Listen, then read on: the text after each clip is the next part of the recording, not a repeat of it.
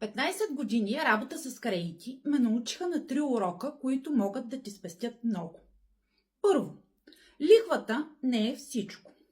Съпътстващите разходи, такси, застраховки, допълнителни условия, точно те увеличават истинската цена на кредита.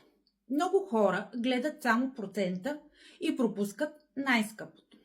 Второ, най-лошият кредит е този, избран набързо. Подписано набързо е равно на пропуснати детайли, което пък е равно на повече разходи. Бързането е най-скъпият финансов навик.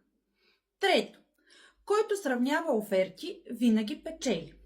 Две банки могат да дадат напълно различна крайна цена за абсолютно еднакъв кредит.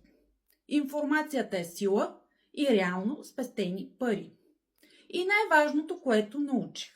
Добрите финансови решения не са въпрос на късмет, а на предварителна подготовка. Ако искаш някой с опит да провери твоите условия, пиши ми.